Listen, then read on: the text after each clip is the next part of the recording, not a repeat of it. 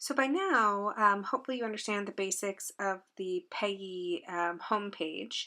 Payees are employees or CPAs or whoever else you want to log into the system. And to get there, you'll go to your classic links under System Management and select Add, Edit, Payees, and Permissions.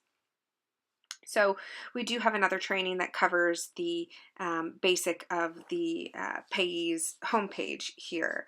But once this page loads, you can actually see all the names of the people here that are assigned to your system. And to edit one of those payee's permissions or user's permissions, you can click right into it and then scroll down and you'll see all of the different permissions.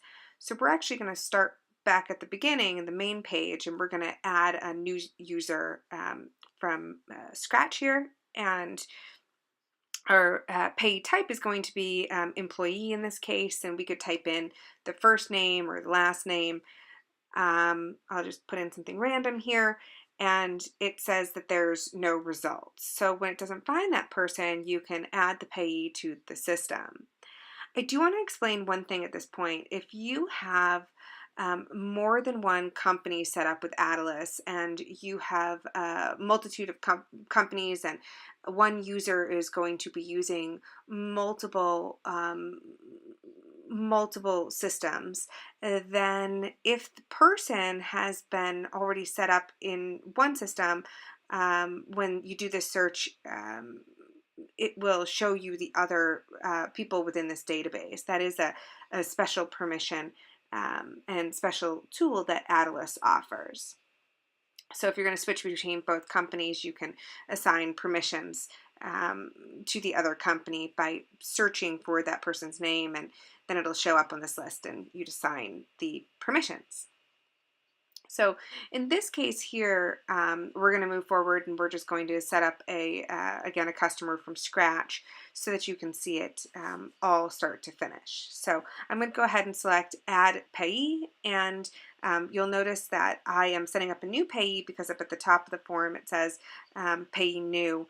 And again, from this main page here, I could just select New Payee, I search for the name, and then Add New Payee, and here I am filling out this new form. So you can fill in their first name, last name, any of the fields that have an asterisk are required. And when you get down to username, this is a case-sensitive field, which allows for uppercase, lowercase letters, numbers, and symbols. I would recommend in the cannabis industry just having a default standard username naming convention for all of your employees, and then you'll have the email address should be a company email address, and set their password and other required information.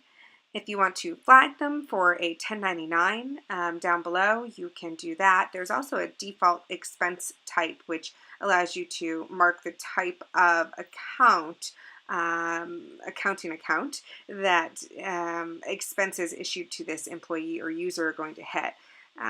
You set up the time zone for what time zone they're working in.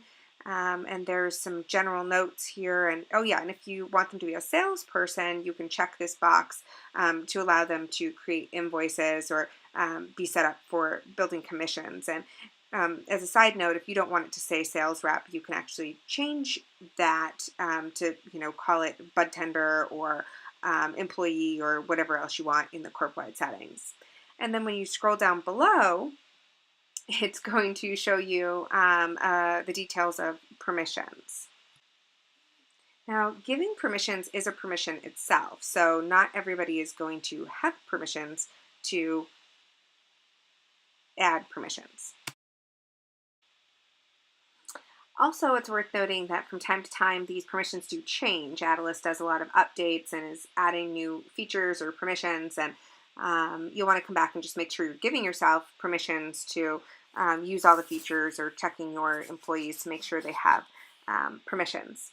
So underneath the printable permission list, you've got these different colors that are used to identify the different permissions and what they're all about. So the yellows are typically given to everybody, and those are basic things like clocking in and clocking out, allowing them to update their own password, The green is sales, and typically what somebody would um, need in order to complete any of the sales related activities. The manager level permissions are blue, and the admin account level permissions are pink or purple here. And then there's the corp admin is red, and then the silver is actually a specialty permission. It can sometimes be a negative permission, meaning that it can take away some of your reds or your purples. So there's these little checkbox underneath that allow you to check all of the yellows and or all of the greens. You do have to manually go in and check any of the permissions, manager level or above. It's important to note that if you do have a person or employee and you have to let them go, there's this box here that will allow you to deselect all the permissions really quickly. And then there's actually another permission up above that allows you to make the employee, change the payee status from active to inactive. Typically, you won't want to make an employee inactive right away until maybe after payroll processing, or sometimes I just like to see if somebody tries to log in. So maybe I want to keep them active with just permissions to log in. But again, by deselecting all of the permissions, it will lock them from seeing anything really quickly. We do have advanced courses that will go over all of these different settings individually and permissions individually and give specific recommendations for the cannabis industry. But one of the tools you'll see really quickly is these links after each section. So if you want to go to the bottom of the page, you can click bottom of the page and it will bring you to the bottom. Or if you want to go to a certain section or jump up to the top of the page, you can use these quick links to jump up to the top or quickly move to the bottom. So now I'll go ahead and select Add Payee and add the new user to the database. Again, this was a tutorial on how to add users, and from here you can add them to a department, or you can take a look at all of your active list of payees and utilize some of the other user and HR tools in the system. And just as a quick recap, to add a new user, go to Classic Links, System Management, and Add, Edit, Payees, and Permissions. And the link up at the top to, you can see that new user we just added, and then the link up at the top will allow you to search, add more users in the database.